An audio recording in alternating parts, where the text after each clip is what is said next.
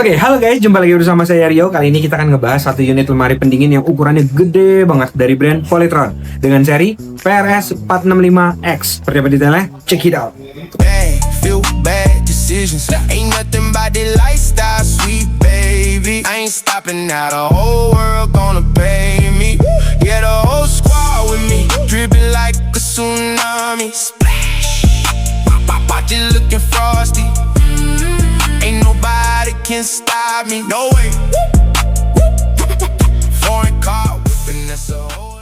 Oke, di belakang saya sudah ada satu unit lemari pendingin yang tadi saya sempat bilang. Dari tampilannya aja udah kelihatan banget, udah cocok banget buat jadi background saya karena menambah kesan yang estetik banget. Oke, kita lihat aja seperti apa detail-detail dari visualnya dulu ya. Nah, ini unitnya. Jadi, unit ini tuh hadir dengan kapasitas 460 liter. Itu udah ukuran yang super gede banget. Ditambah lagi teksturnya ini dia seperti ada tekstur berseratnya dengan warna hitam doff yang membuat tampilannya menjadi lebih premium dan elegan gitu. Selain itu juga dia kalau dilihat dari panelnya, dia sudah panel yang sistemnya itu touchscreen. Kalau Polytron sendiri menyebutnya digital touching control. Jadi kalau kita mau adjustable temperaturnya atau mau pasang alarm atau mau pasang mode-mode busnya, nah itu kita tinggal kayak touchscreen aja, bener-bener kayak HP kita supaya interaksinya kayak HP kita gitu. Nah selain itu juga kalau dilihat dari pintunya, ini masuk ke kategori lemari pendingin yang multidor. Jadi lemari pendingin itu ada 4 multidor, set by set, 2 pintu yang atas bawah, sama yang terakhir itu adalah single door atau satu pintu gitu. Nah kalau yang ini dia mode custom tertingginya yaitu multidor, pintunya tuh ada 4. Nah kalau yang tipe kayak gini, dia freezernya kemungkinan paling besarnya yang mayoritas diterapin adalah di bagian bawahnya nih gitu. Nah dari kelihatannya aja nih, pintunya aja udah elegan banget kan, ditambah ada engselnya. Nah nggak cuma itu, jadi pintunya ini dilengkapi dengan alarm. Jadi misalkan nih customer itu lupa untuk ngerapetin si unitnya ini nih, contohnya kayak gini nih, kan kelihatannya kalau dari jauh udah ketutup. Dia itu ada sistem alarmnya, jadi dia akan berbunyi untuk menandakan kalau pintunya itu kebuka. Ini kenapa? Karena ini untuk menjaga dari performa dari pendinginannya itu sendiri. Kalau pintunya kebuka, otomatis udara dinginnya akan keluar kan. Oke, kita lanjut ke kompartemen di bagian dalamnya. Kita buka aja untuk kompartemen awalnya, yang kompartemen biasanya. Nah, di sini dia ada sekat untuk engselnya. Hati-hati untuk dihimbau jangan sampai customer itu narik pintunya tuh seperti ini. Nah, ini tuh akan kekunci. Kenapa? Karena di atasnya ada locknya. Jadi pastiin dia megangnya di bagian poros pegangan tangannya. Oh. Kalau dia di sini, dia nggak akan kebuka. Gitu. Oke, di bagian dalamnya kita buka dulu seperti ini. Nah, jadi di dalamnya ini adalah interior untuk kompartemen utamanya atau yang biasa kita taruh, biasanya taruh sayuran sih taruhnya di sini. Nah, itu ada di bagian sininya itu makanan-makanan bebas, kita mau naruh apa aja. Ini nggak akan beku. Kenapa? Karena kalau yang bekunya ada di bawah.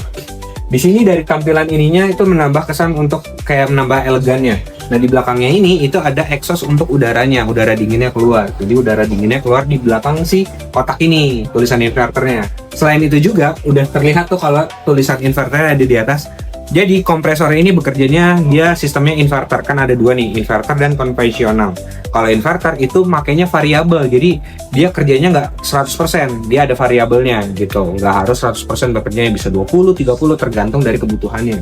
Nah selain itu juga ditambah lagi dengan aksesoris yang bikin nambah cantik, yaitu lampu LED-nya di bagian atas. Ini jadi menambah kesan kalau misalnya lagi malam-malam mau nyari makanan, kita nggak kesusahan. Oke, untuk bagian atasnya udah dulu, kita pindah ke bagian bawahnya.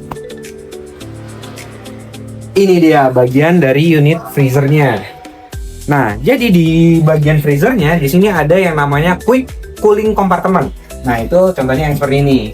Kenapa dibilang quick? Karena dia dihembuskan langsung dari pendinginannya langsung tuh. Jadi rongga exhaustnya di sini itu dia langsung direct ke kompartemennya tersebut. Jadi memungkinkan yang di dalam kompartemen itu dinginnya jadi lebih on point gitu, lebih tepat dan lebih cepat lagi untuk pendinginannya. Nah, diembusinnya dari sini gitu. Lalu di sini ada knob untuk lampunya. Jadi mekanismenya kalau pintunya ditutup, nanti semua kelistrikan yang berhubungan dengan lampu, LED dan berbagai macamnya ini akan mati.